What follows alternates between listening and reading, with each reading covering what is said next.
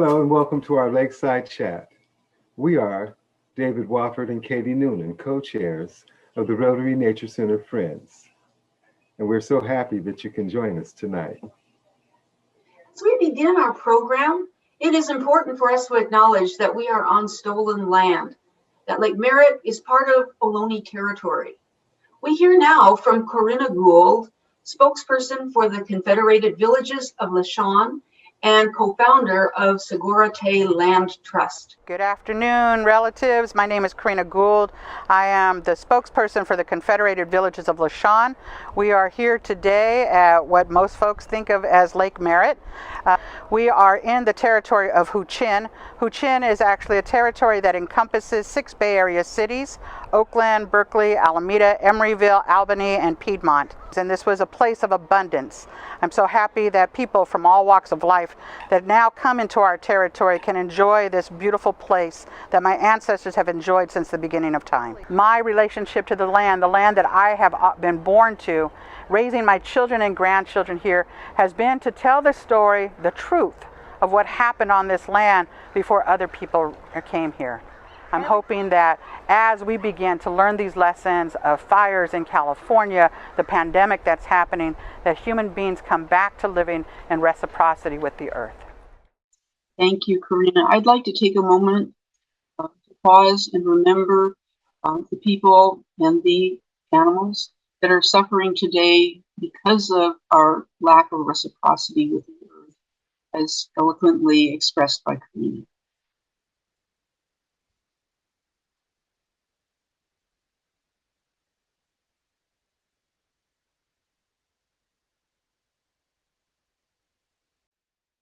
We are Rotary Nature Center Friends.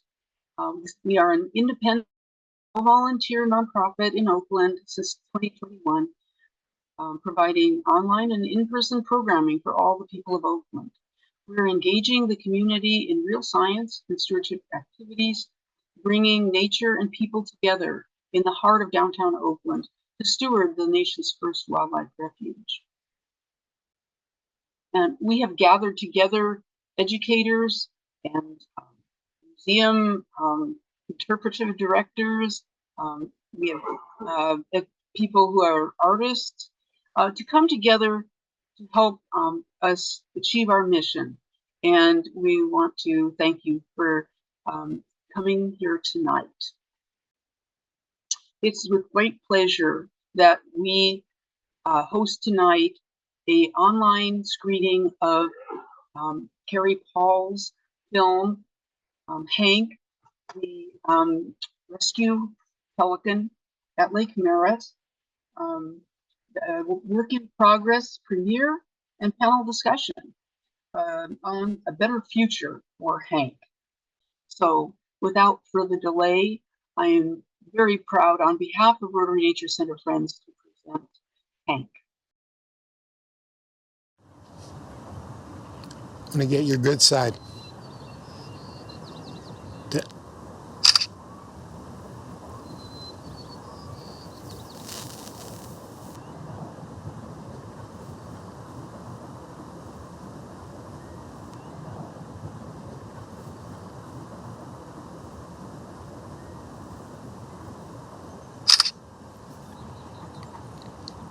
That's the one.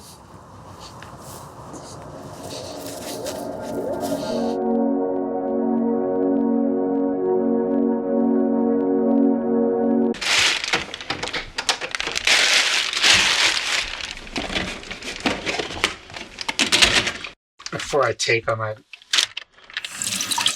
run them under some lukewarm water to get the remaining frost and stuff off of them. Because they can't be too cold when I feed them to her.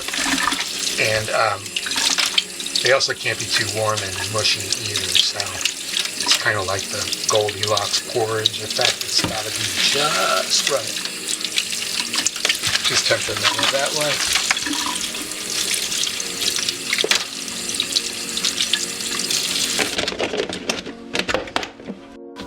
What's kind of wacky is that, over the years, she's learned to recognize me coming in on my bike and with this hanging off my handlebars.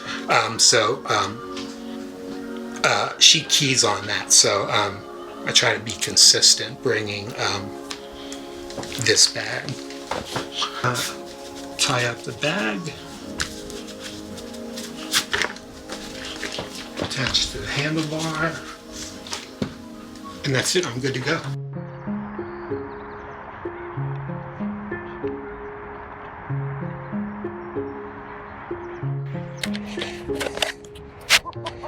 Hey, Big Girl. How's it going? I know. Come on. This way. Here we go. Come on. Good. Down here.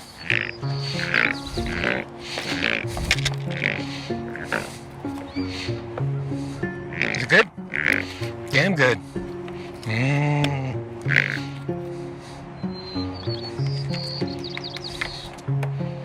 Be careful, you eat too fast.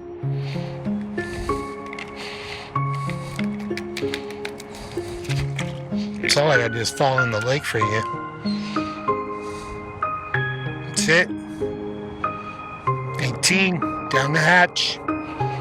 Nice.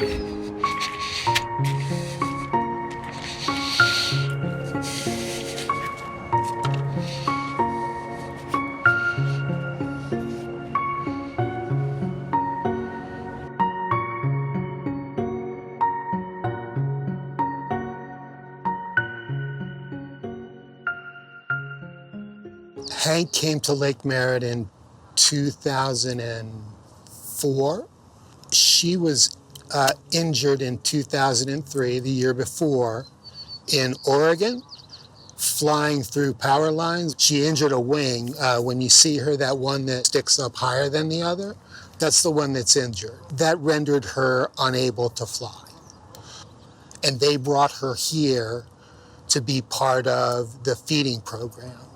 And she's been here ever since, being fed first for many years through the staff in the operations of the Rotary Nature Center. I did that for a number of years when I worked there, up until the point that they closed it, basically abandoned her, stopped the feeding program. Then I took over. And then I added some like-minded bird friends, pelican lovers in with me.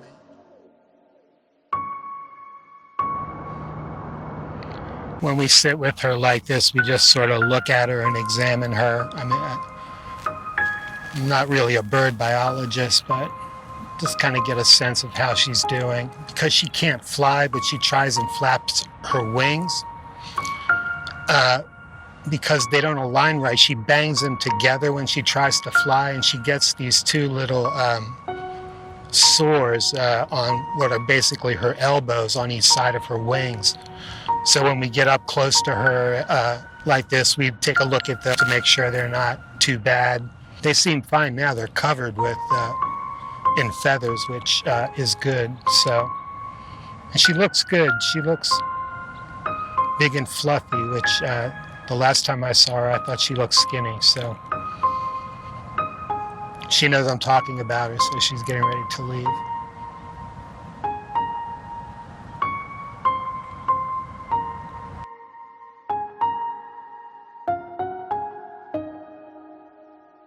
Starting out, our hope was just to keep her fed and alive. And we're still doing that. But I think our hope now is to get to some kind of end game, some kind of retirement plan, or, long range feeding program. She's 20-ish. I've heard pelicans live to be, 25 to 30 years old. By all measures, she's a senior citizen, like me, so, we're kindred that way. So we both have healthcare concerns.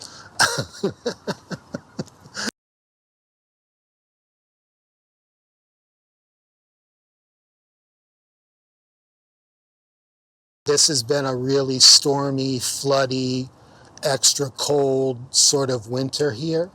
And she's endured that when, the other pelicans, they just pass through or they leave, they get out of this climate. But she has to stay and endure that. And she's been doing that for years. If the cumulative effect of that on her, we wonder about, and how that would, might factor into her care. Pelicans build strength and stamina through flying. So not being able to fly, maybe she would walk or put more stress on her feet and those bones than a normal pelican would. And, does that do anything to her in terms of, her health, her lifespan? Does all of this shorten it because she's kept out of the wild in a more protected place, or does it lengthen it? I mean, there's still a lot that we don't know or that we wonder about that we'd like answers to. We hope to go somewhere that has a better outcome for her than just staying here and for the rest of her days. But we don't know what it is or where it's headed.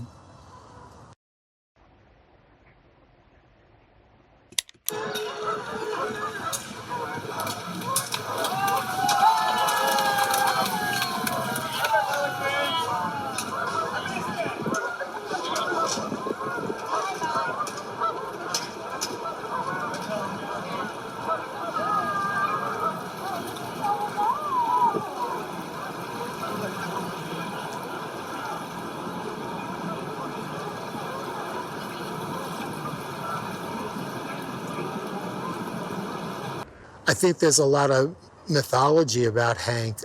Some people might call it misinformation, but I actually think mythology is actually more fun and a better word. It doesn't really hurt her. But I think people kind of heard that, there's a pelican here who's injured and can't fly, but they're not sure or what the story is, where that happened. But who is it and where do you see her? So I think over the years, her story and her information has kind of become like that children's telephone game where, you start out with this story and then you tell it and this guy tells it and this guy tells it. And then by the last guy, he tells the story that's nothing like what was happening in the beginning. I think it's kind of like that with her.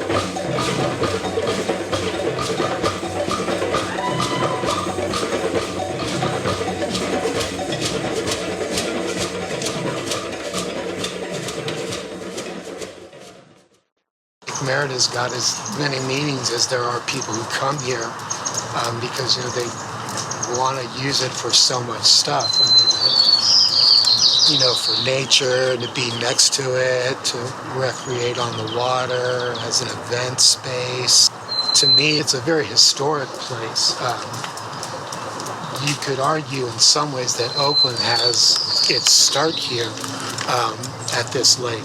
Lake Merritt and the issues that played out here are still like some of the very issues that are at the forefront of Oakland now. Displacement, gentrification, some classes' perceived privilege. People think that this place is about birds. It's about Oakland, because I think, just by making it all about birds, I think you're missing half of the story.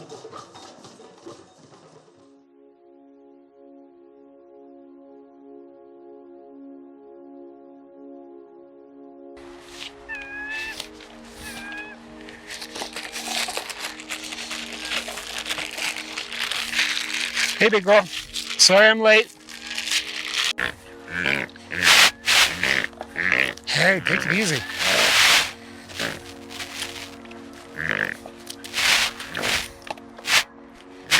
Tough night with the rain and wind, huh?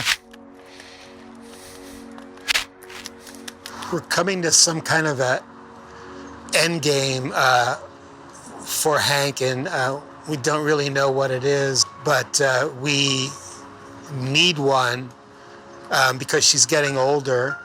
We don't really know if people want to keep her here or have her go someplace else, or what her value to the, I mean, I know what her value to me and the lake and Oakland's history is, but I think we're at an inflection point where we either need to go forward and tell her story more and celebrate her and venerate her, or maybe her time in Oakland is past, or her moment is past. Now that Oakland has moved on and doesn't have the wherewithal to deal with sanctuaries and nature, and wants to outsource it or privatize it, and maybe to the city, to the administration, she's outlasted her usefulness.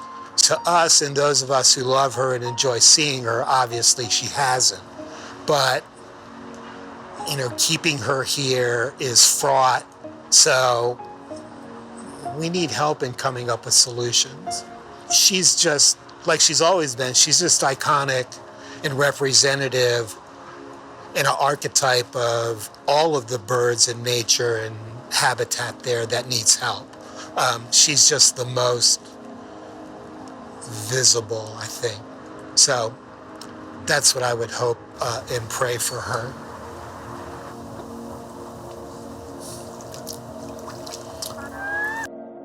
It's like a grab-and-go breakfast morning for Hank. She does that sometimes, eats and runs.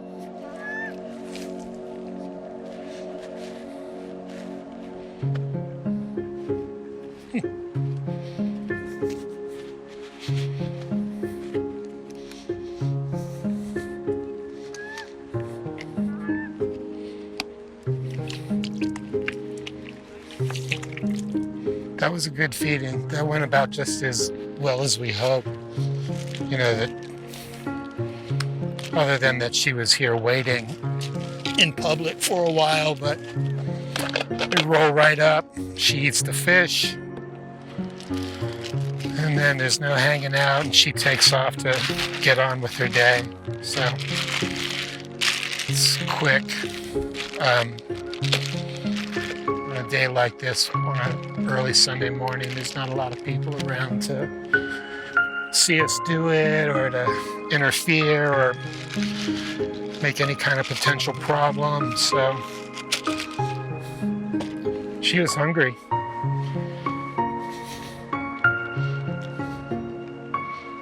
That's good.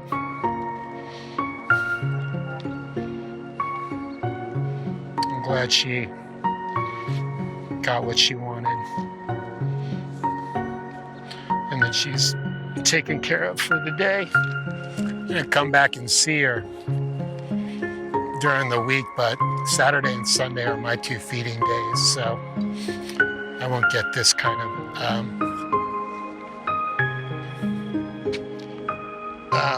that kind of contact for her for another week yet. So, but it's cool. She'll remember me.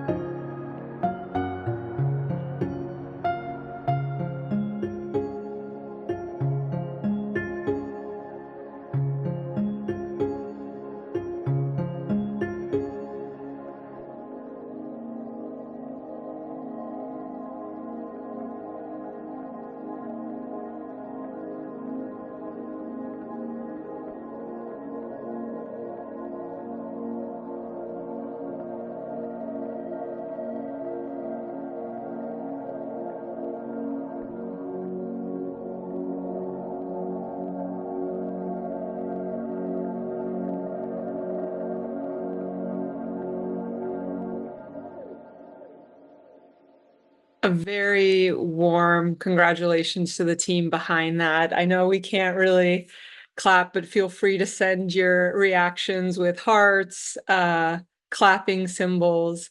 My name is Mandana, and I will be leading the panel discussion with the incredible team behind the film, as well as a few additional individuals that weren't in the film, but definitely supported it.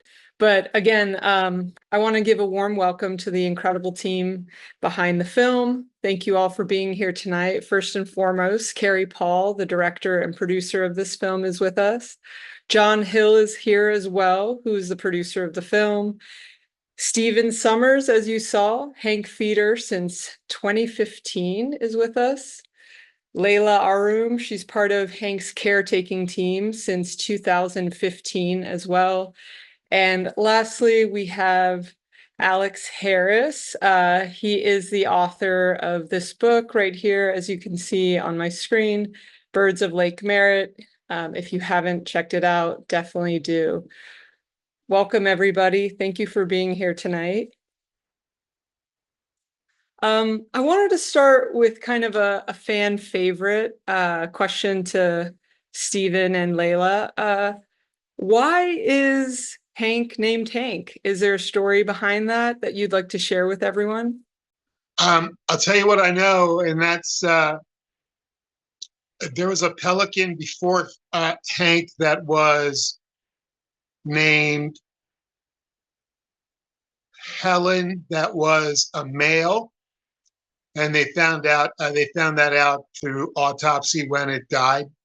And when Hank got to come here from Oregon, they knew from the paperwork from her vet care in Oregon that she was a she, but they decided to have some fun with it and named him Hank. Since they had a female with a male's name, a male, well, whatever. The opposite. I can't even take it straight anymore. So that's the story that I was told from the people that were there when she arrived. Lila, do you have anything to add? I learned that story recently from a friend who had heard it from Stephen. I often just tell people Hank is short for Henrietta, and we live in the Bay Area, and she's very fluid, so it all works out. Great answer. So much of this film, by the way, congratulations again. I don't think I've seen a film where there's such a focus on the human bond with an animal.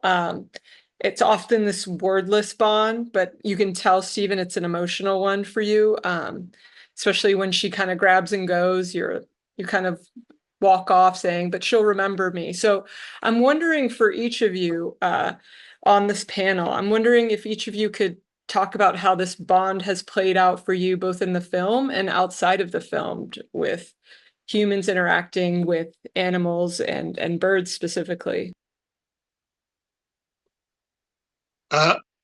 My bond and catalyst with Hank as it is now has its DNA from when she was abandoned by the city and they fired me and they were lying to me and hiding it from me. And I found out, and the panic that I felt realizing that she hadn't been fed, and I don't want to go on, but I was scared for her. So my bond and catalyst I've always felt that my connection with her is being there in an emergency when no one else was there. I was there for her. And I think that's cemented my connection with her in a way that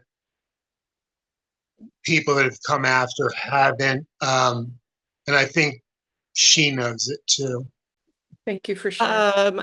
As the director, I think I first came across this story when I ran into Lila feeding Hank, and I just thought I kind of watched them from a distance sitting together, and I just thought it was such a beautiful little moment. And I'm such a big fan of Lake Merritt, and it's obviously this beautiful natural refuge at the center of an urban environment. And it just got me thinking a lot about how we interact with the wildlife that we share our cities with. So that's kind of like the running thread of the film, I think, is just having this little slice of nature in the middle of our city, and how we pay attention to the animals we kind of share that space with. I'd love to hear what Alex has to say. Your rendering of Hank is so beautiful. Will you tell us about your relationship with her? Sure. Hi. Thank you. My relationship. So as I was sort of learning about Lake Merritt and the birds there, and working on my book, there were a lot of. I think Hank was the only bird that was like a specific individual. All the other species were just like, whatever, ducks and all the kinds of birds, any kind, cormorants, ducks, egrets, whatever. And they were just types of birds.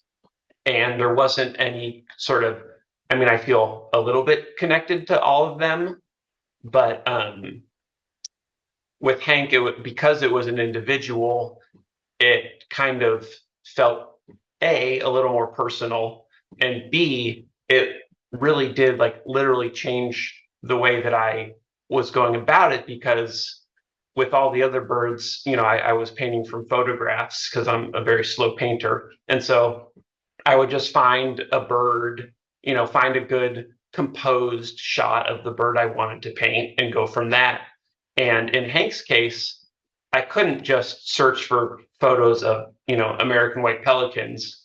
I had to work from a very small subset, because I felt like I have to paint actually literally this specific bird versus just like a representative pelican. And so my research process was sort of enhanced / hindered by that, because I had to really think about it more, get into it, like go through people's old Google photos from 2008 and try to be like, I think that's gotta be like, so there was more of that kind of process, which made that, and then writing the blurb also, it was like, here's a story where I can really tell this specific bird's story versus, like any old birding book, like here's like what this kind of bird looks like, here's how it acts. It's like, no, here's what this bird looks like and how this bird acts. So that was, I think, a really good challenge in that process. Alex, while I have you, I wanted to ask you a little bit more about your book. You described the rich history of Lake Merritt. It was the first wildlife refuge in the US, which is remarkable. There's such rich biodiversity there, as we've seen both in the film, but also just taking a walk there.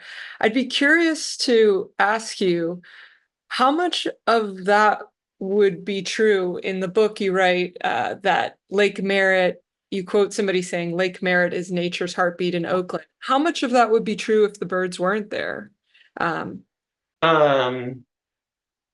Well, my knee-jerk reaction is to say like it wouldn't be, because the birds are such an important part of how we interact with nature there, and how nature, even without outside of our experience, just how nature is there on its own. So I want to give like a extreme, sort of pro bird answer, but there's a lot of wildlife there that isn't birds, under the water, around the water, this kind of thing. So it would be, I'm sure, true to some extent, but it would be not as healthy and vibrant, I think, of a nature's heartbeat without the sort of predominant, charismatic wildlife that the birds provide. Absolutely charismatic. Yeah, which Hank has. You can tell there's a little flair. Yeah. John, most of your artistic endeavors and creative projects are human-centered. I'm curious, were there any challenges in producing this film and working with Hank as one of the main characters? Well, what's interesting is I didn't really know anything about Hank. I'd never seen Hank before around the lake or anything like that. So my entire experience with it is really through everyone else. And I think when when Kari was first telling me a little bit about like what the idea is and what's going on, I think my first, maybe not problem, but the imagination that I had was like, a bunch of people like in all black going in like the dead of night with like ski masks and like this really overly, I don't know, like spy mission against the city. And like, it's a rogue group of individuals fighting against the government. So I kind of had to throw that away. And we ended up with something that's much more sentimental and fun and emotional and cute. But I was, sort of still hoping for this secret ragtag group of spies. There was an element of that when we first started it, going there to try and avoid the staff and city workers. And so, yeah, there was definitely in those early days with Lila and I, a lot of clandestine operation. It's like, are they there? Or like, they're not there. I don't think they're there yet. Or they're gone. I just saw them leave. It's okay to go. Yeah. You missed it. Stephen and Lila, can you share more about that? This was after the city had cut off funding that you both went kind of undercover rogue, feeding Hank on your own. Is that right? I think it's really important to share with our audience that Stephen and I actually have permission from the California Fish and Wildlife Department to continue feeding and taking care of Hank. It's only the city of Oakland Parks and Rec Division that we don't understand why, but they refuse to allow us to actually feed Hank where she was fed for the first 15 years of her life at Lake Merritt, which is in the safety of the bird yard. It's a wildlife refuge bird yard. It's for wildlife like Hank. So we're struggling to understand what reasons the city might have for asking us. I was asked to no longer feed her, Hank, in the safety of the bird yard. And by safety, if you saw in the beautiful movie by Kari, you saw Stephen standing outside of the bird yard, outside in the complete open. And what that means for Hank and for us is we are at the mercy of everyone walking by with off-leash dogs. And everyone knows I'm a dog lover. But if a dog comes charging towards you, even if it's just to say hello, that's it. Hank's out of there. And she may or may not come back to eat. That's absolutely terrible for Hank. Let's say it's an unfriendly dog. Well, she can't fly away. She has to swim away. She is at a disadvantage. We've blocked many off-leash dogs from getting to Hank. We also worry about her. If you noticed in the film, Hank was so hungry and eager to reach Stephen that she's actually coming outside of the water, and we have found her sometimes on the sidewalk. Well, what if a bicyclist comes by, or a skateboarder, or now we have motorcyclists coming by?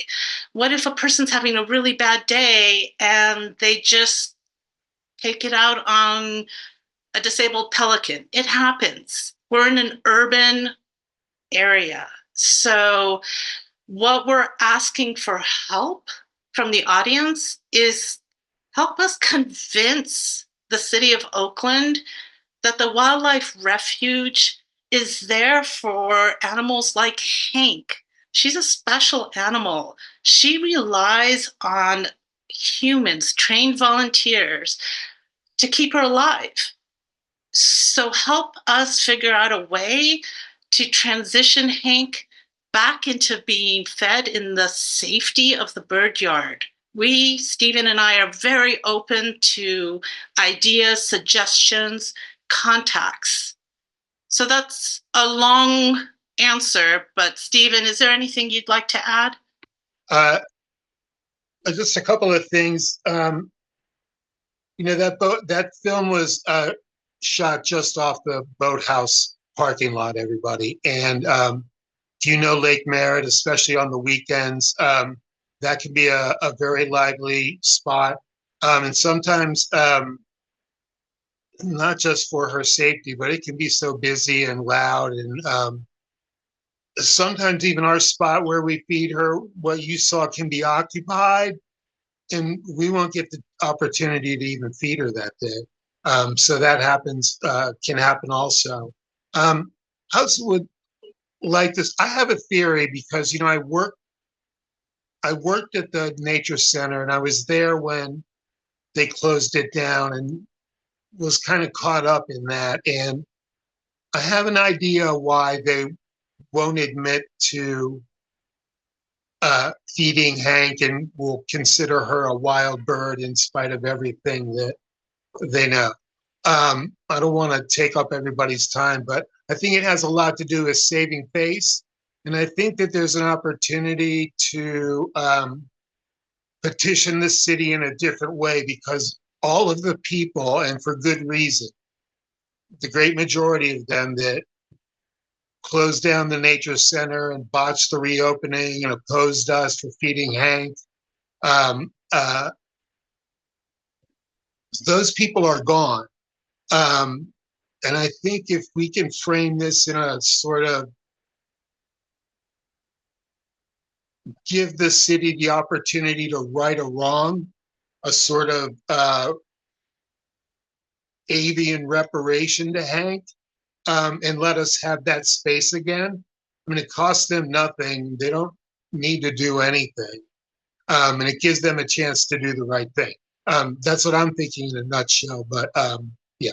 We're going to definitely open it up afterwards too. There'll be a call to action for audience members to get involved, but more on that. But really, it's been Stephen and Lila really kind of leading the charge. And one of the questions that I loved, John, you kind of helped assemble this at the last panel meeting.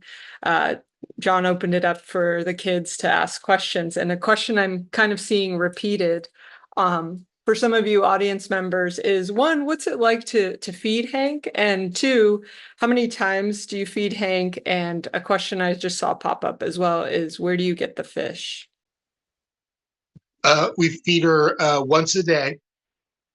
As we bring 3 or 4 pounds, be fortunate if she eats all that when we do it, though. Can you hear me? Yes. So I'd like to add to that. It used to be very much like clockwork, the way Stephen and I Hank. And I think this carried over from when Stephen was feeding Hank as an employee in the bird yard. But it used to be that when Hank's white pelican friends would start arriving at the end of May, that's when Hank started to pull away, and she could feed on her with her friends, because white pelicans are collective feeders. Unlike brown pelicans that dive and individually catch their fish, white pelicans work as a team to corral fish. And so if Hank is alone, during the months of, say, end of December through end of May, she's going to need a little assistance from her human friends to round out her 4 pounds of fish that she needs to consume every day. during the pandemic, Stephen and I were paying for the fish ourselves, but with the help of many kind people. They provided donations, including the board of the Rotary Nature Center Friends, for which we are so grateful.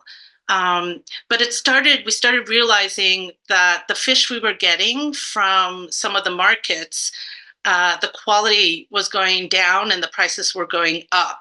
Mm-hmm. So I reached out to the Oakland Zoo because I had some connections from doing the night heron and snowy egret rescues down by the post office. And I asked if there was any way that we could buy fish from them, maybe at a discount, but knowing that the Oakland Zoo would have amazing quality fish. So their response was, absolutely not. We're going to donate the fish to you, which couldn't be a better answer, right? Yeah. And so, the Oakland Zoo is also a jewel of Oakland. And I know I am incredibly grateful to them for being partners with us and keeping Hank alive, and also answering our questions as to how best to introduce the fish to her. Because in a way, we're not just feeders, we're caretakers. So as you can tell in the beautiful film, Kari did an incredible job of capturing Hank and her many moods. Yeah. She is a very charismatic bird. And you can only imagine how she would feel if you present her with a fish that's not quite up to her standards. So having that good quality fish from the Oakland Zoo, having them back us in what we're trying to do has been incredibly important. It's wonderful. I'm glad to hear that they've been so supportive. And, in the last panel, Stephen, you called this film a gift to Hank. And so I want to open it up to Kari and John. The film is so tightly bound between Stephen and Hank's relationship, but there is a third character in all of this, and that's the city of Oakland. Kari, you've called it your love letter to Oakland, and more pointedly to Lake Merritt. I'm wondering if you both can share a little bit more about Oakland as a character in this film and what it means to you, and how you've creatively decided to kind of literally just leave it in the backdrop. Who goes first, me or John? Oh, I'm getting pointed at. Yeah, this is my first film. And so I kind of just did it on the fly. We filmed it in one weekend. John and I edited it all ourselves. I had to teach myself Adobe Premiere. I funded it myself. So I knew it was going to be a short film just based on the time and the budget that we had. So I wanted to keep the focus pretty tightly on Hank and Stephen and just kind of Lake Merritt as a setting and the birds of the lake. I felt like there was a lot to say about Oakland and kind of how issues in Oakland reflect in the way that Hank's story is played out. But I think I'm allowing people to draw their own conclusions in terms of how the city has or has not taken care of her and things like that, just from creating this portrait. And I just kind of wanted it to be a launching off point for that discussion of how public spaces are used for nature and how we prioritize public spaces to be used for nature, where we can both protect the wildlife and give people a place to recreate in a city where we all deserve to enjoy wildlife and nature. So that's kind of at the heart of the film. Thank you, Kari. John? I think all of that stuff, I will take that as well. I think in addition to that, I feel like it was important for us to show not really actively how people are engaged with the lake, but like the marks that they leave behind. I think it was really important for us to like find the murals and the long-standing things that aren't happening like day in and day out, because I think it's important that everyone like in Oakland and ideally in the world has a chance to like leave some kind of mark in the places that they find important. Some people get to draw, other people get to write things, etc. Some people exist only in memory, and that's good too. But I think it's important to try to find that where you can, because it's very important to somebody at some time, and everyone should matter. That's what I got. Thank you. Like I said, it's a beautiful film. I've been going to that lake since a child at Fairyland. So to see it evolve and continue to be a safe haven for animals like Hank, and I hope everyone can contribute as well. I want to end on one final question before I open it up, and this is for all the panelists. Say you had a magic wand. What would the end game look like for Hank? So much of that was touched on and theorized in the game, in the film, like what the end game looks like. I want to go around the panel. What does that look like to you if you had that magic wand to decide Hank's future? In general terms or specifics? I would, I mean, I would be general, but if you want, you can get down to the nitty-gritty. I'd like her to be in a place where she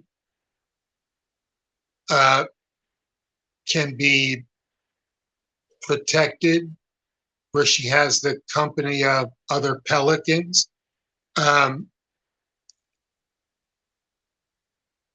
where she can be monitored by professionals to assess her health and her condition every so often. That's something we've been wanting forever. And art, yeah, we think and I think Lake Merritt is the best place for that. Interesting. So staying in Oakland for her. Yeah, staying in Oakland and letting us feed her in a safe spot, but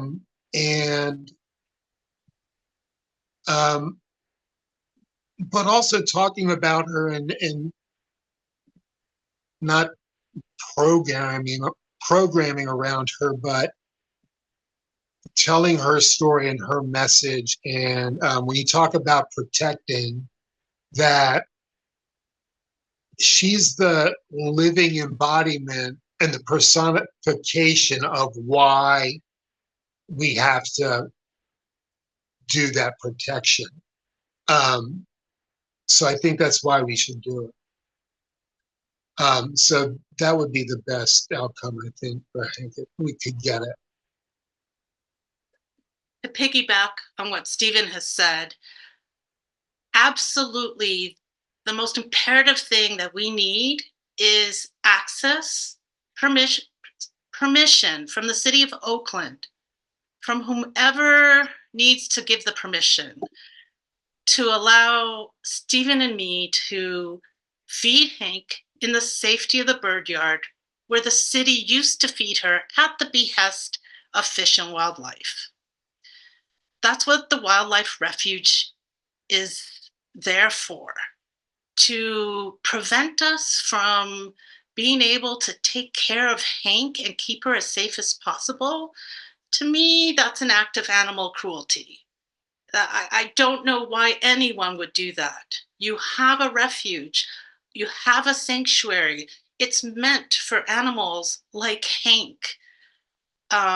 So one of the things that we can do if we are able to return to feeding Hank in the safety of the enclosed bird yard is that we can then train a group of volunteers, be they, let's say, volunteers from the Oakland Zoo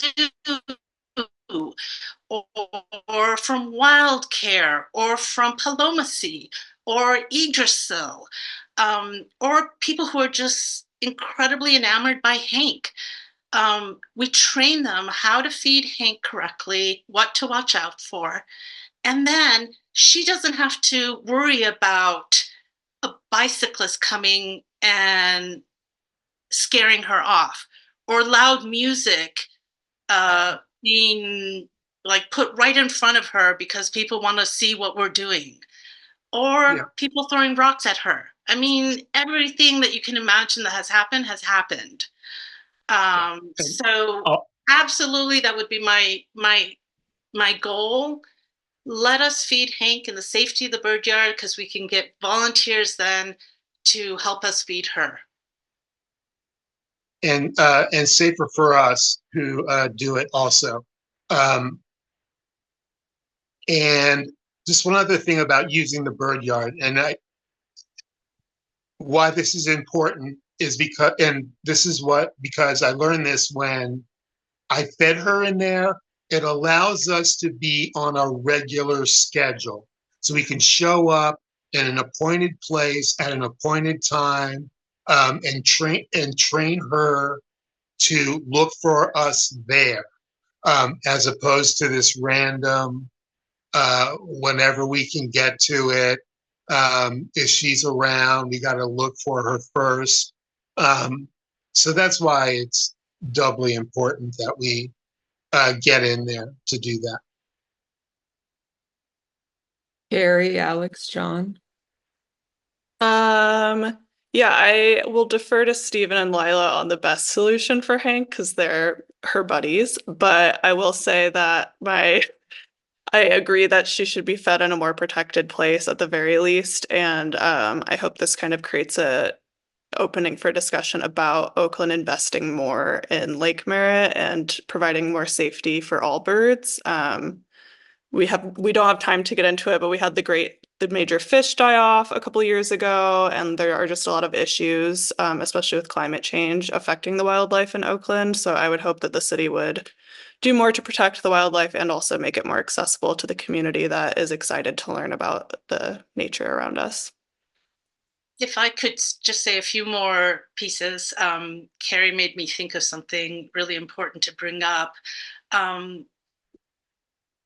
I used to think that it would be better for Hank to be moved someplace where she could be fed all the time, and there would be no threat to her well-being. She'd have the company of other white pelicans. I don't know where this place exists, but supposedly there are places like this. However, having spent the last 4 years with her, intimately getting to know her and the white pelicans that visit her, we are now aware that she has same pelicans visiting her year after year. And so the question to an animal behaviorist who's a specialist in white pelicans, who are you? Identify yourself, please. Would be, if we move Hank to another location that is not Lake Merritt, that she's called home for the majority of her life, will that harm her and depress her to the point where she will not want to live? I mean, it's a question I ask because I know that the zoo sometimes grapples with these questions if you have to move an animal. So Hank is in that unique situation where what is best for her has to include her emotional, not just physical well-being. Absolutely. If she could speak with us on the panel, I'd love to hear from her as well. But thank you, everyone that has contributed to her care and put this film on the map. Katie, I'm going to hand it over to you. I see you have your hand raised. Thank you. What a beautiful presentation. Congratulations to Kari. And just so grateful for your courage and for your artistry in bringing this to our attention. Rotary Nature Center Friends has been interested in Hank for quite a while, and we'd like to share a short video from our previous work. Hank, the female white pelican, has been a resident of Lake Merritt for 16 years. She was transferred to the Rotary Nature Center by the Fish and Wildlife Service as a rescue animal because she cannot fly. Popularized by James Robinson's book, A Bird's Tale, she has become a mascot and an ambassador for wildlife in Lakeside Park. In February, Ms. Lau's and Ms. Fong's classes from Cleveland Elementary School visited the wildlife refuge to learn more about the birds and their environment. The children learned that after 15 years of care by Nature Center naturalists, Hank is no longer being fed by city naturalists in the winter after the rest of her species has taken off on the Pacific Flyway to the wintering grounds. They decided to advocate for Hank by writing letters to the mayor on her behalf. Hi, my name is Lila, and I'm in second grade. My teacher is Miss Lau. My school is Cleveland. We went on a field trip to learn about the food web and watershed. Some kids saw Hank and the white pelican. Hank got injured by flying into a power line. I learned pelicans have 4 toes. I learned brown pelicans have cushions under their skin where their wing is so they don't hurt themselves when they dive. Hank can't fly where it's warm. Hank's friend come 4 months a year only. The other months poor Hank has no other pelican to help her hunt for food. We went on a field trip to learn about birds, watersheds, and food webs. We saw Hank and we learned about white pelicans. I want Hank to have a good, healthy life. She only can get a few fish on her own. Please feed Hank. That Hank should be supported right here. It's such a model for support what people can do for wildlife. So the power of children to learn and the power of children to advocate is just something that's dear to us. Thank you so much. I'm going to give our final credits. I want to thank all of you for coming to Rotary Nature Center Friends Lakeside Chat. We want to give special thanks to Kari and to our moderator and panelists who had a deep and moving discussion tonight. To our producer, Rob Lamone, to Hank, to the Rotary Nature Center friends and volunteers and staff, and to Jim Cobell, who I will introduce shortly. Okay, Lakeside Chats are shown on KTOP TV on Sundays from 6 to 7 p.m. And in the first 2 weeks of a month, they show Golden Oldies from our 45 show collection. And in the last 2 weeks of the month, they show the current recording of the current show. Coming up in September, we're going to hear from Bart O'Brien from the Botanical Garden in East Bay Regional Parks, of the 90th anniversary of the park system and the 84th anniversary of that park. September 7th, we will be holding a Biodiversity Day at Lake Merritt, where public will be invited to observe the biodiversity. And finally, on the 21st of September, we have Creek to Bay Day at the Sailboat House Marsh, hosted by Rotary Nature Center. We are offering an opportunity for people who like to share the message of nature and stewardship with young people to docents.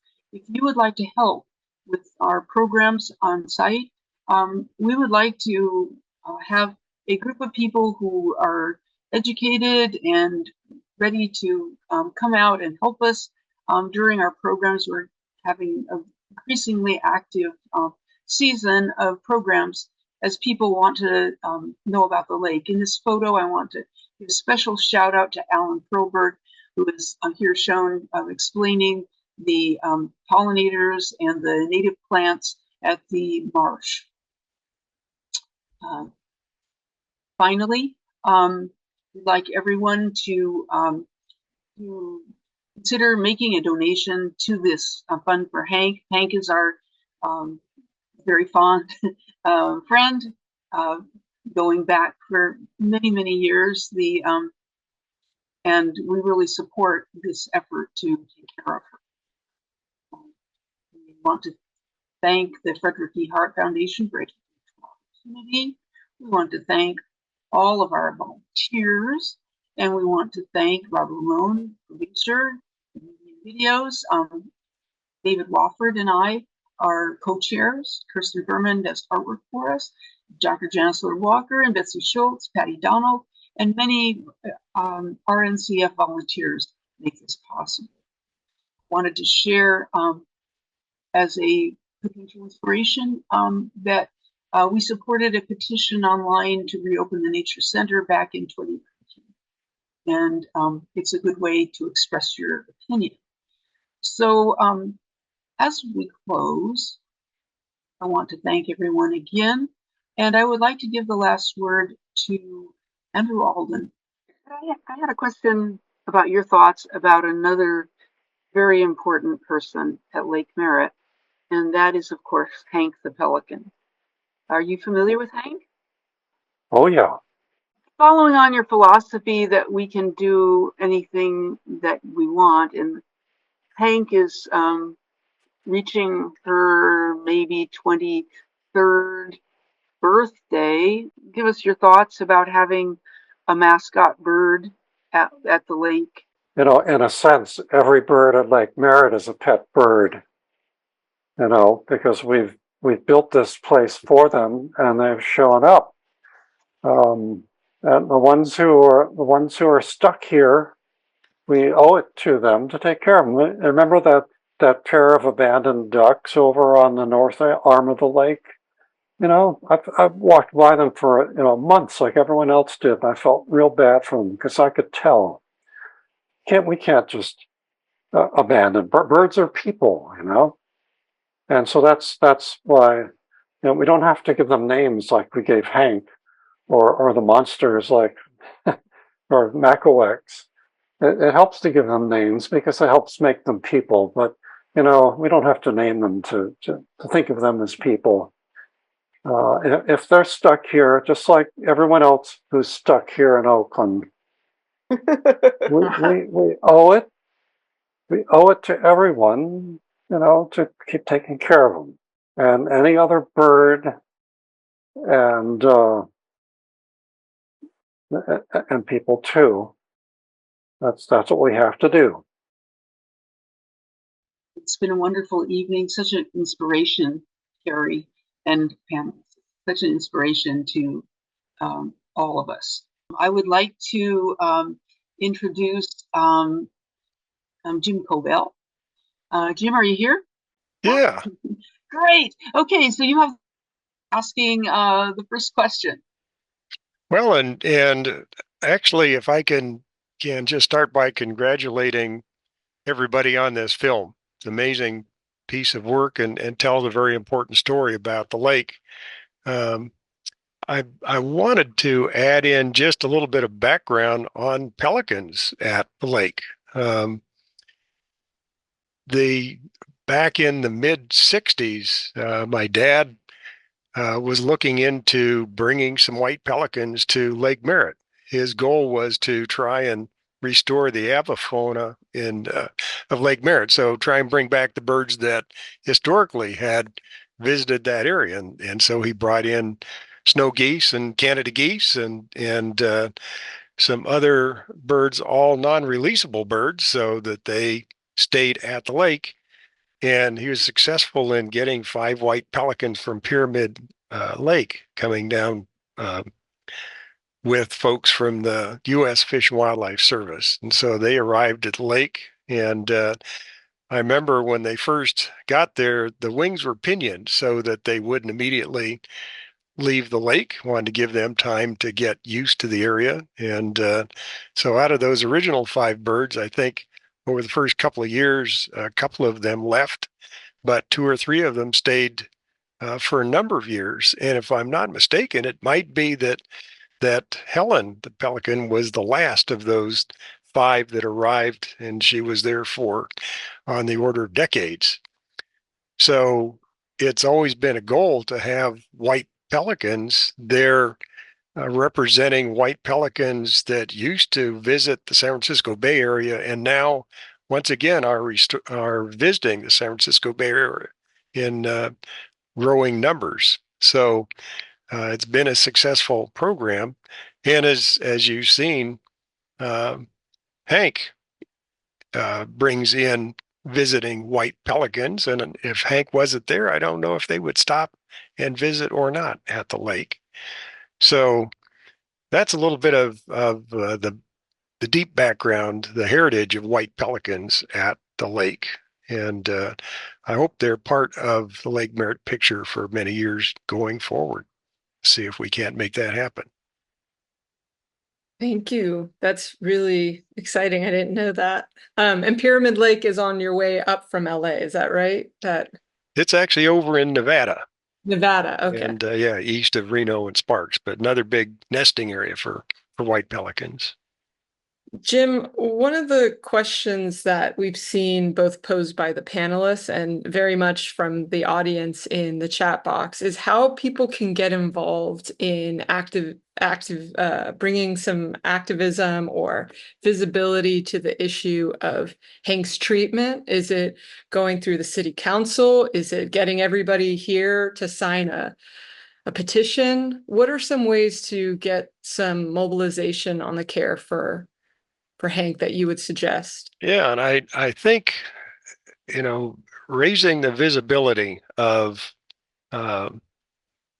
Hank, but I think, as we've said, Hank is kind of representative of we've kind of dropped the ball on nature around Lake Merritt, and I know the city has lots and lots of other very pressing issues and that they're grappling with. But that makes it easy for things like Hank and the other birds there to kind of get pushed off the radar screen. So kind of raising that visibility. And there's a lot of people that visit the lake and care about the birds there. And I think we just need to make that known so that they stay on the radar screen for the city. And the city does have some responsibility. It's a wildlife refuge, and they can't just ignore that fact. So I think just starting that conversation with, okay, we've got lots of things that we have to focus on here in Oakland. This should be one of them, along with some other important things. And what can we do to resolve some of these? Is there any one on the panel that wants to run for office that can help? In terms of getting this film out, Kari, do you have plans to air this anywhere else? Have you been in talks with any maybe PBS or networks? I feel like one of the great ways to mobilize bringing awareness is this very gift that you've produced. Yeah, if there's anyone in this screening who wants to put this on PBS or HBO, let me know. No, I do plan on submitting it to film festivals. I would love to also submit it to some more festivals in the Bay Area. I'd like to get the word out just locally as well. So that's kind of what's next on our docket. And that's kind of part of the reason that we are fundraising in the GoFundMe, just so we have enough money to submit the film to different festivals and things like that to get it more widely distributed. One of the questions that was posed by an audience member is there anything that can be surgically assisting Hank? Is there anything that we can do to get medical help for her? I know that she went through some power lines and damaged herself. So Stephen and Lila, is this irreversible damage? No, but at this point in time, after so long, I don't think there's any. I think if there was a surgical repair that possible, they would have done it when she was first injured. So no, I don't know if she would even survive that kind of procedure now. The level of care that we want to get for her, I mean, it's problematic. She doesn't just come to anybody. So, we need to,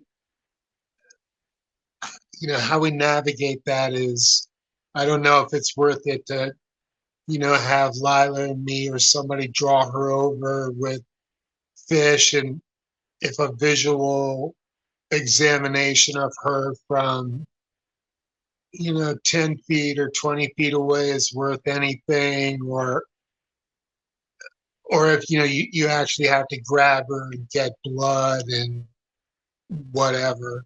I don't know. I don't really know for me, I don't know what a bird biologist really needs to make that assessment to know how to get that opportunity to Hank, if that makes any sense. It does. And I wonder if you were able to share with us, since you were so intimately involved with the city that provided the funding and had the whole programming, who needs to be contacted directly in order to reinstate the program?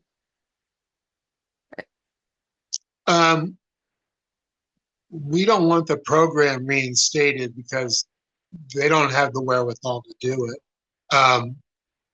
But in terms of like giving us that space back, I would think it's probably a combination of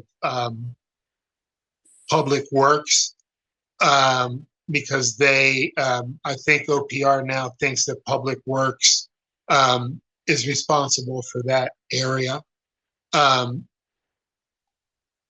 The city council, I don't know, maybe within OPR, depending on who is still there, how you would appeal to them.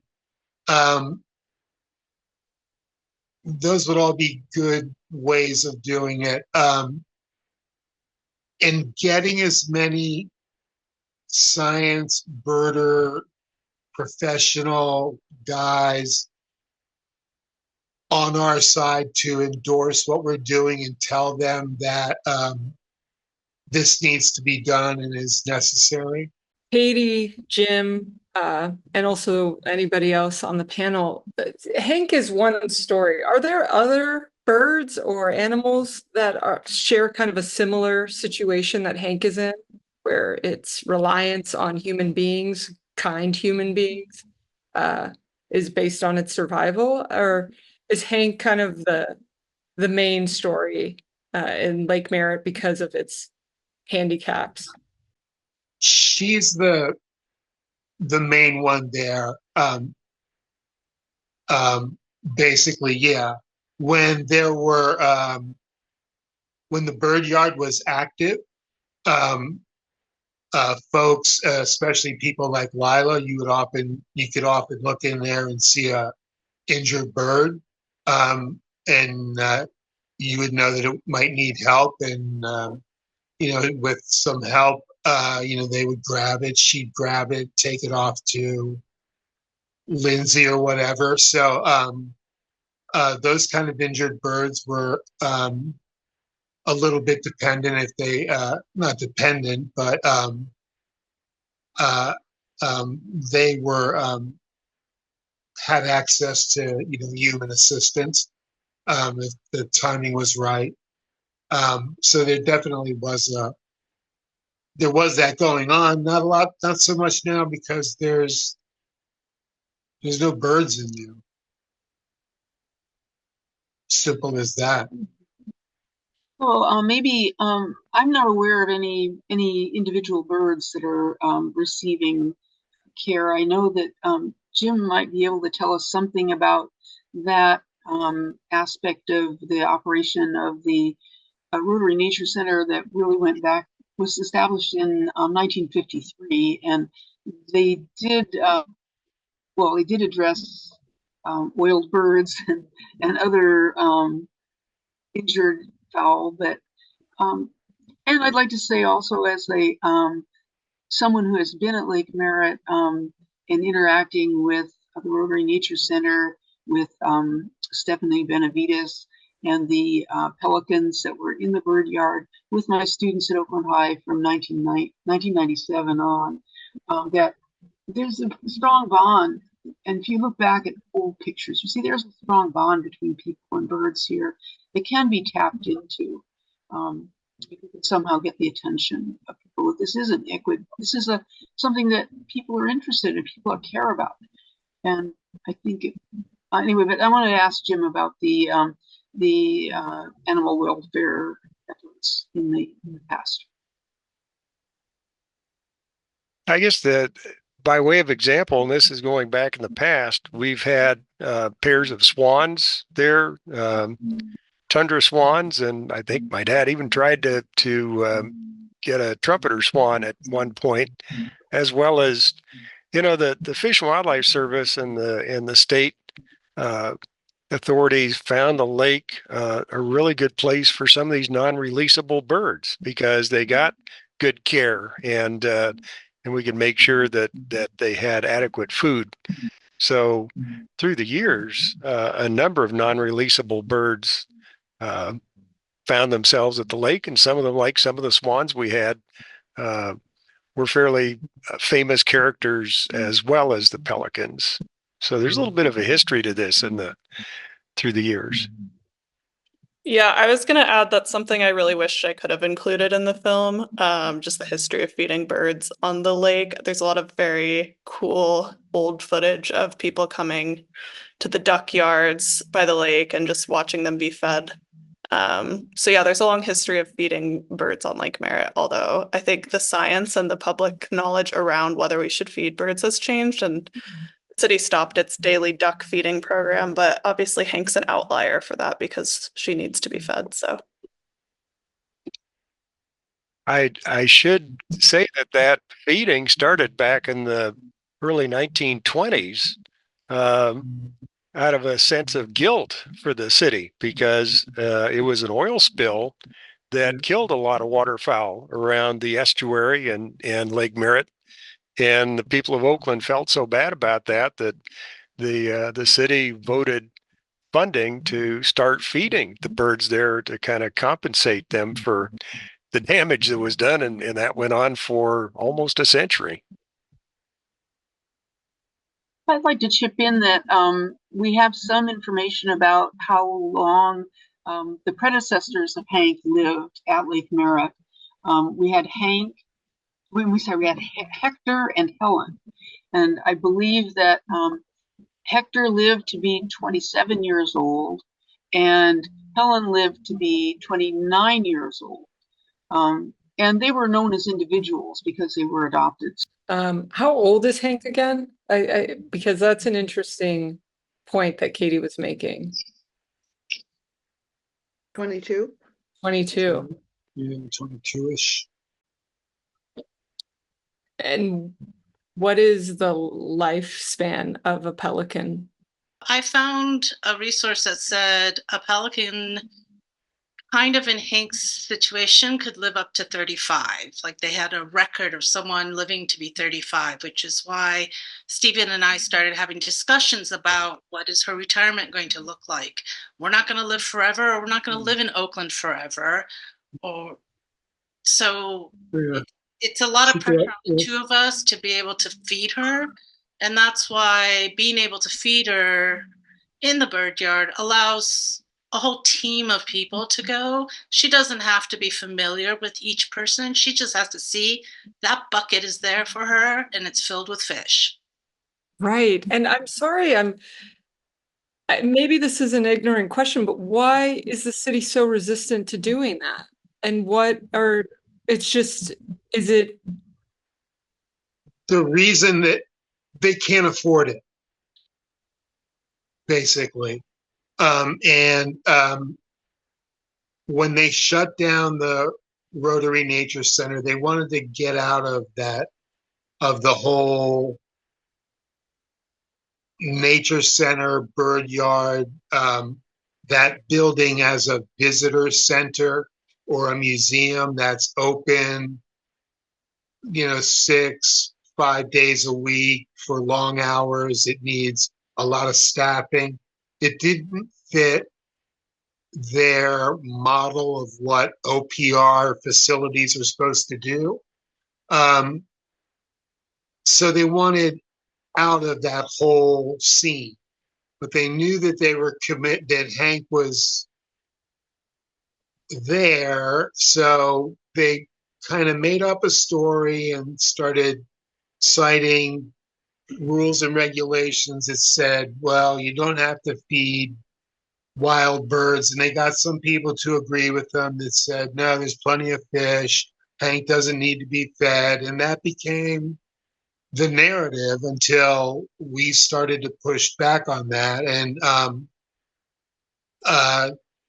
that's why they did it. Um, Prior to abandoning Hank, in order to hide it, they tried to move her twice. Um, um, and take her to Lindsay Wildlife Museum. When I was there when they came to throw a big net over her and stuff her in one of those animal care and control boxes and drive her to Walnut Creek. So they can't keep her here, and by keeping her here, they're admitting that they have to feed her, but they're also saying that they shouldn't feed her. So there's really no reason to move her if she's fine here. So it's all very convoluted. But basically it's a big operation. You need a staff person to go every day. You need to train them. So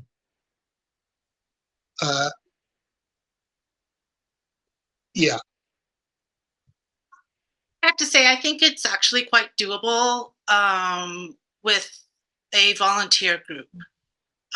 So like I said earlier, I think if we could get, I'm just going to throw out the names, the Oakland Zoo volunteers, the Wild Care volunteers from Golden Gate Bird Alliance. That would be nice to have their support.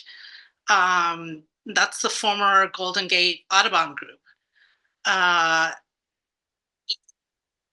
What I think I mentioned Wild Care, Yggdrasil, which has a lot of volunteers nearby, and Palomacy, which is a pigeon rescue that's known worldwide. We could get volunteers from all these groups and provide Hank the need of having continuous care. Sure, it might be a little bumpy at the beginning, but it's one bird and we're having fish donated by the zoo. So everything's covered. The only thing we need right now is access, permission from the city of Oakland. And so that's what we need help with. The other thing I wanted to bring up, it's not just about Hank. The bird yard has supposed to provide access to fresh water. It's very critical for wildlife, especially those that are migrating and passing through. Those ponds were meant for birds to refresh themselves, to drink water. We used to have so many different, and perhaps Mr. Covell can speak to this, but a lot of migratory birds would use those bird ponds that are freshwater as a stopping place. So I don't know, could I ask you to speak a little bit more about that?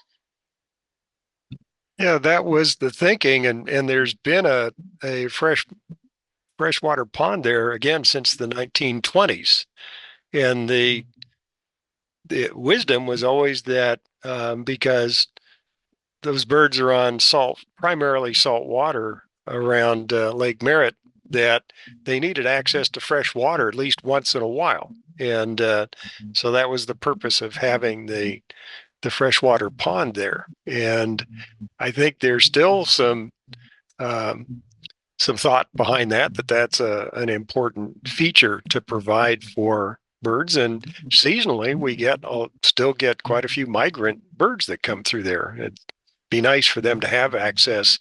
There used to be a freshwater pond also on island number 1. I don't know if that's still operable or not, but those were the two basic sources where birds could get fresh water there on the lake. Like CN, maybe we should have, sorry, go ahead. Which one is considered island number 1? It's the island closest to the nature center. There is no fresh water. Oh, okay. There was a pond there since the 1920s. I don't know the last time that anyone from the city of Oakland actually has maintained those islands. So that is something to put on the to-do list. And the next incoming mayor should swim in Lake Merritt to say it's healthy, just like they did in England. I'm seeing several kind of bits from the audience.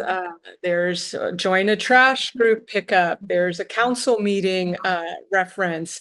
Obviously, there's the GoFundMe. There's the Rotary Club. Can each of you tell the audience, which earlier was over 100, like what are some actionable things that individuals can do beyond the GoFundMe? I think everyone is really eager to contribute and partake. Whether that's coming on Saturday or Sunday to meet you guys at the park to help. But can each of you just share one actionable item that you think would help move this cause along? I don't have anything set up. Hello?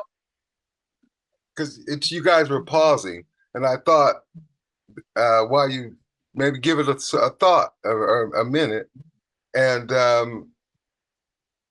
wanted to check in about audience participation or questions at this moment, because we've heard so much and wonderful information tonight. I didn't want to miss that opportunity. Yes, you have a question. Actually, I've been reading. I saw a hand. Yeah. Moments ago, maybe that person is not still with us, but if any of the audience members, I felt, and we could hold that last question though as a response. Thank you, David. Is there anyone, after we answer this actionable item, because it's something I keep seeing, whether it's donating food or organizing or who to write, and then if there's anyone from the audience that would like to directly ask questions, please do so. In that case, allow me to lead off on the question at hand. Because as I've listened through the entire program, and as I've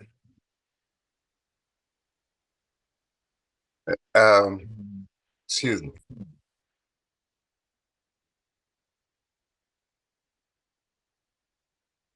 Oh, yes, if there's anyone here who doesn't recognize me, I'm David Wofford, co-chair of the Rotary Nature Center Friends with Katie Noonan, and presenters of your Lakeside chat this evening, and very much involved in the situation with Hank and the stewardship at Lake Merritt and the information we've been going over tonight, which has included from various speakers a number of opportunities to engage.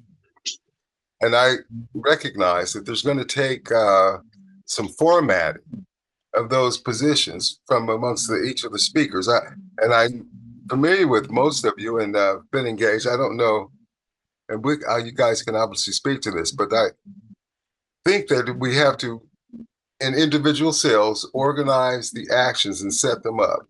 So there would be some angles where there would letter writing campaigns, then there's the GoFundMe. And these separate items should be identified and somehow shared with the entire group and promoted as information and awareness about Hank is promoted.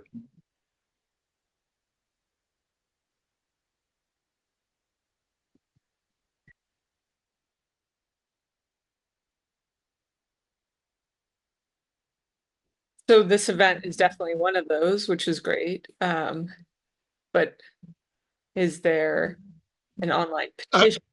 Yeah, sorry, go ahead, Stephen. Sorry, just to circle back, in terms of actionable stuff to do right now, I don't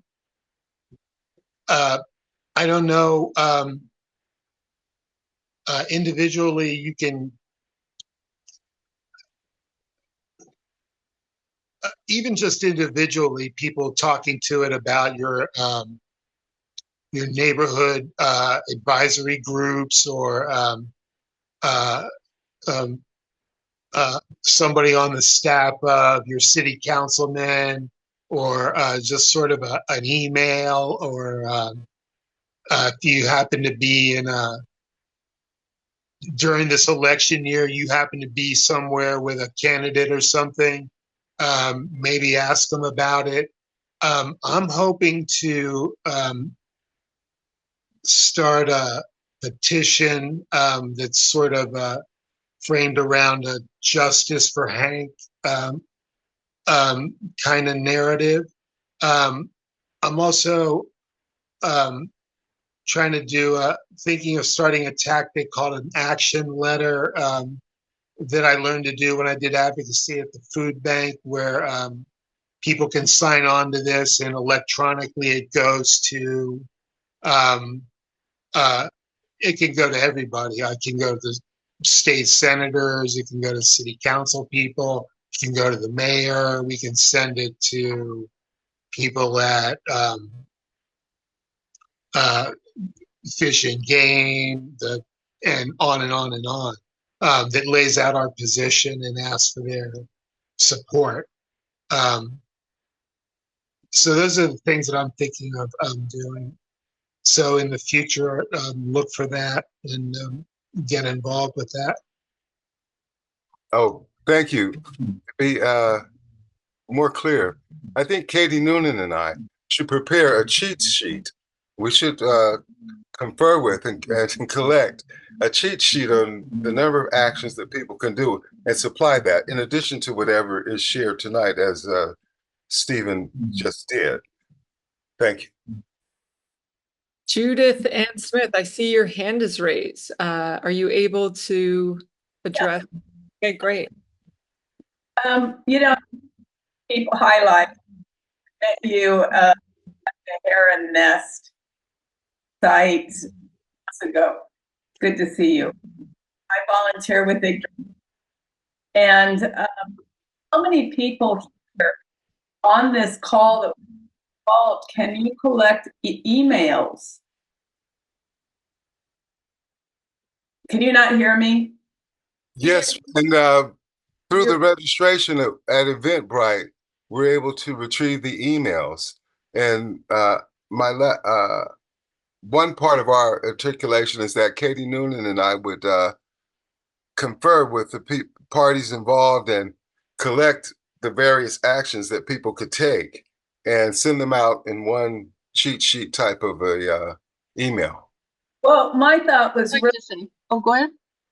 My thought was really that there are so many people that really want to get involved in some kind of action and task force that, you know, if we could put our email in the chat, and then maybe we could be all organized separately somehow. So we always send a post Lakeside chat email to people, and in that we could give an opportunity to people to sign up for one or more opportunities to help Hank.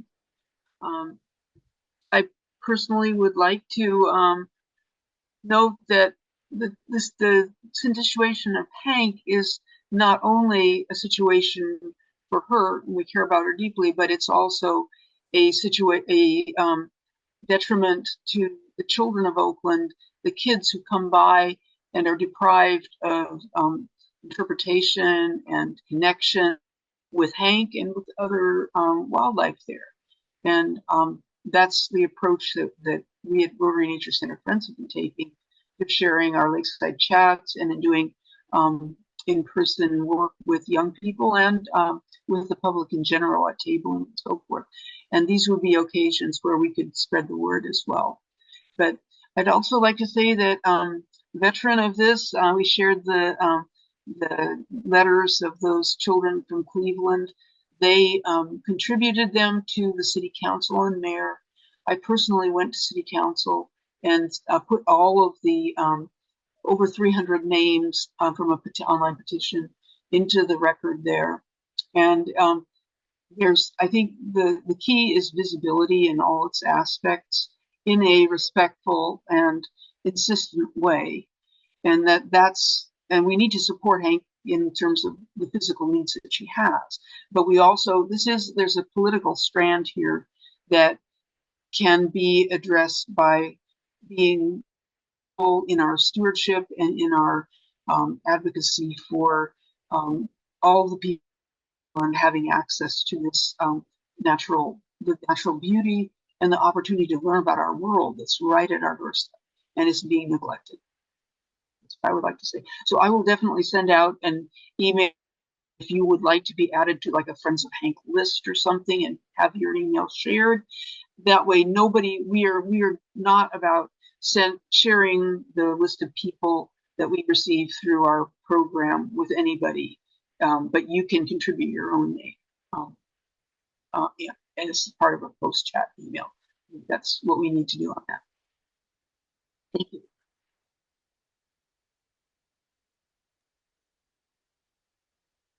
Are there any more questions from the audience? We have over 50 people. Please don't be shy. Well, I haven't had the chance to fully express my appreciation for the filmmakers. I'm just so amazed by the film. I think it's wonderful. Can't believe you did it in a weekend. And that's awesome. And thank you so much. It's a wonderful rendition of the topic and what's going on. And to a revelation of the work that I've witnessed and the experience that I've witnessed Stephen and Lila doing over the last several years. So it's quite moving for me in that way personally as well. And the others, Alex, I can't believe this is the first time I'm seeing you face to face. And how did that happen? But thank you so much for your work. I've been sketching you as we talked. I think I captured the true essence there. I should try to hold it up. But thank you all. John Hill. Could I say a question? My question is simply if we're going to have an email, be receiving an email, I'm wondering where it would come from. As somebody who does not check email all the time, I would love to have something I could check. And I think many of us, speaking for myself, would love to get it involved.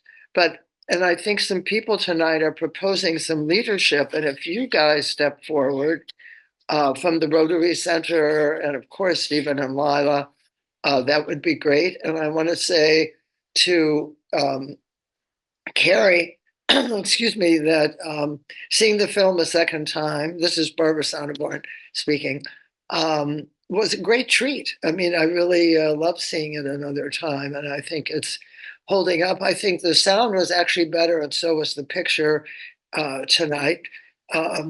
So I love to do something as a filmmaker myself to help get that out. We need to communicate with a lot of people. And I want to thank the people from the Rotary Center and Joe and our wonderful, how do you say your name, Mandana? Our leader? Mandana, thank you. Mandana. And just everybody who's here. There's a lot of energy here to harness. And Stephen, you have some great ideas and people will help you. We just have to get organized to do it. And what time do you usually feed, Hank? When I've been a little under the weather, so I haven't been able to walk on the lake, but I want to be able to maybe get over there and meet you. I've seen Lila. Yeah. For the last few weeks, we haven't been doing it at all because she has had visitors. So we're, fingers crossed that they stay through Christmas and we won't have to come visit her. But to answer your question, it's since the fish die off in the terrible climate years,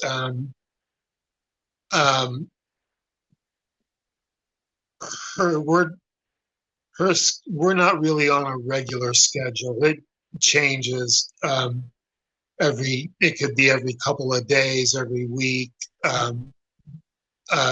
And just when we think it's settled, she'll change it back to a different time or in the morning from the evening. We're just ready to, we just watch her and are ready to go when we think she needs us. I mean, it seems like two totally bottom line things are to get the feeding yard back and fresh water. And then for the city of Oakland, I mean, there are beautiful nature preserves all over this country. There's big corporations in this city, and somebody who knows how to do some fundraising needs to get out there and begin to do it. So yes, and that's you know, all these things that we're talking about doing was the great hope for this film, and why I'm happy to have been in it, because we wanted it to serve. I mean, I wanted it to serve as the start of something and a call to action. And you know, from the reaction tonight, it seems that that it's going to do that. So yeah, just getting started.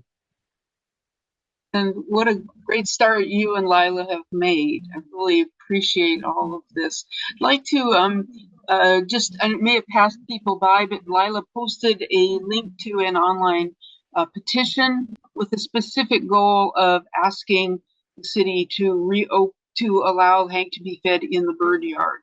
As a first action step, I would strongly urge people to take a look at that petition and sign if they feel that they're in agreement. And also to mention, Rotary Nature Center Friends is sending out to everybody the bird walk information from Kari Paul's monthly bird walk. If you're interested in getting that, she writes a column and we send that out. So if you're interested in birds, that will tell you a little bit about some of the other birds and their population situation and their activities and antics. So you can let me know if you would like to receive that as well. So anyway, you know, just a fantastic start and a beautiful film, Kari, just a wonderful gift to Oakland.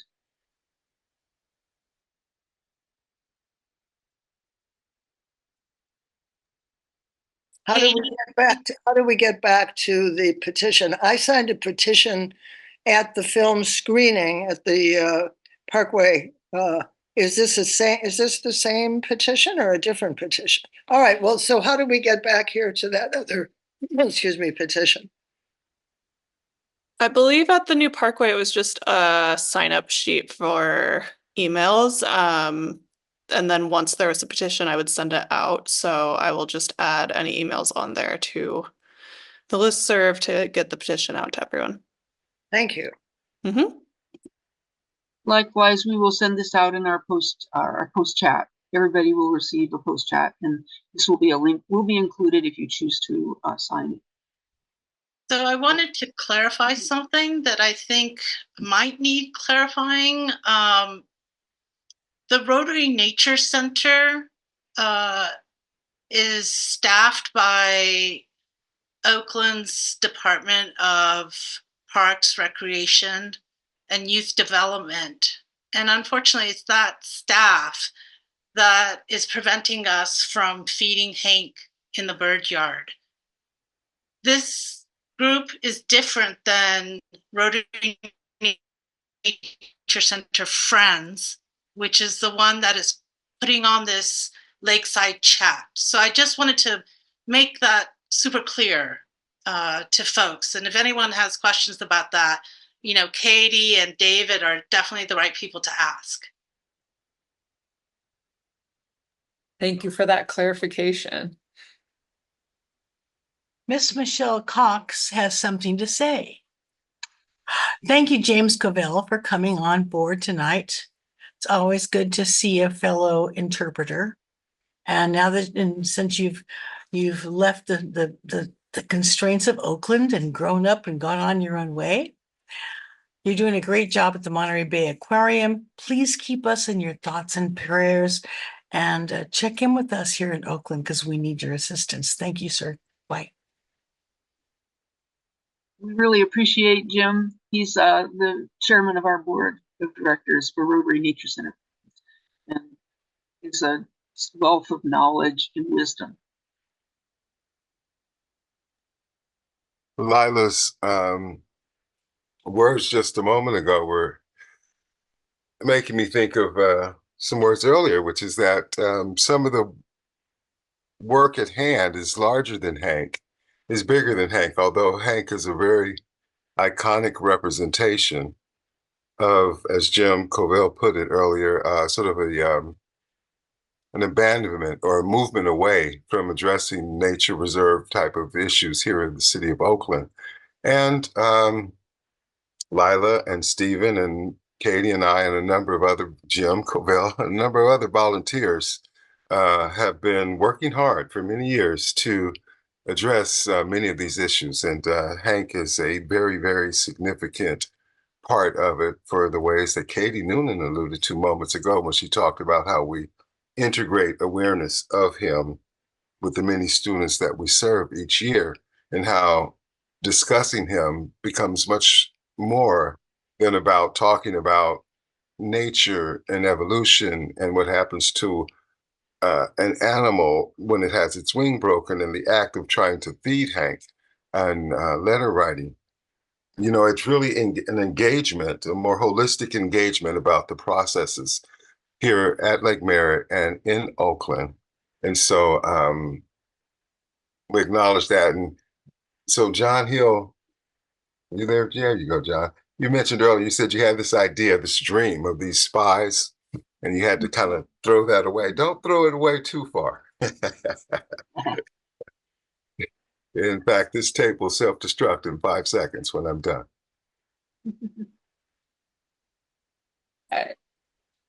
I love that, David. What you said is Hank is kind of the portal to the movement, the invisible work maybe being done in a way. I wonder, sorry, somebody also wants to chime in. Hank is one way of describing what's happening across Oakland, and I'm wondering if there's ways to share other ways that Oakland is maybe not meeting the mark. Animals are first and foremost, they require humans to protect them, but it's such a portal to other aspects of Oakland that also need attention and funding and protection. Someone's out there wants to say something, I have to jump in and say, Mandana, in reference to that, yes, the idea about, you know, how is it that we treat human beings and animals and people who are injured, who are hurt, who are disabled, who are broken. And so Hank is a wonderful portal regarding that, as the case may be. I like to think that animals probably bring out the best in humans and help us stay in touch with our humanity because of nature in front of us. And if we lose nature, I think we lose a piece of ourselves and a big piece of our humanity. And that's, you know, in the film where you talked about Lake Merritt is really about people more than the birds, and that's absolutely true. But I think it's the birds there that help us stay in touch with the most important things inside ourselves. And that's why Hank and a lot of the other wildlife there, I think, is such a key part of our life. It's not something aside from what's going on in Oakland. It's the heart of what goes on in Oakland. And I think that's why we're really trying to keep it present and stay in touch with it, and why we're fighting for Hank and all the other nature that's present at the lake. As bodies of water have been crucial in human experience down through the ages. And so now, particularly here in a modern environment, because I don't know what happens in neighborhoods in New York or Rio de Janeiro or Hong Kong, But here in Oakland, we have the opportunity to continue that age-old experience.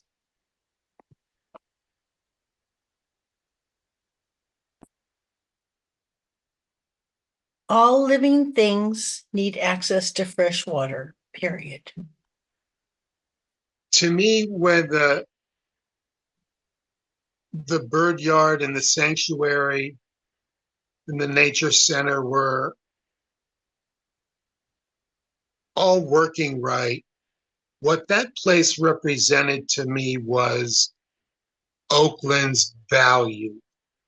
Oakland's values towards nature and the animals goes to show you how is also a reflection of how they care for its people, and why it's important. I forget the exact wording about, I think Gandhi has a famous aphorism about being able to judge a society and how it treats its people by how well it treats its animals. I think the nature center and the bird yard and the sanctuary has been an opportunity for Oakland, at least, to demonstrate its values to protecting nature and its appreciation of nature. And to me, that's what's been lost there.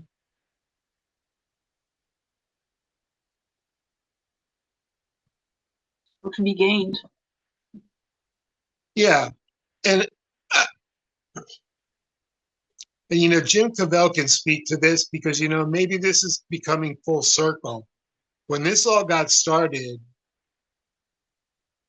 the people led the city in getting this all going. Jim's dad wasn't an employee of the city. He started doing this, and then they kind of backed him up. So the people have always been ahead of the city when it comes to the stuff down at the lake. And you talk about how the city doesn't have the stretched resources to do it. That's fine. There are tons of volunteers standing by to step in and do that job for them. Gladly. They want to. They're passionate about this stuff. So maybe hopefully that's happening again. Stephen, in the film, if I'm not mistaken, you expressed a concept, and I felt like you had a bit of a not positive association with it. You mentioned the terms privatization, and outsourcing of the work there and the operations. And so I'll just volunteer that, to my mind, there's a lot that's needed that maybe the city can't handle right now, and that could be served better by an organized group in order to coordinate the volunteers that you just mentioned. Yep. And, I'd go so far as say that the Rotary Nature Center Friends would be a likely group as any to do that. But what are your thoughts about that, if any? I'm open to any group or groups. The bigger the coalition, the better.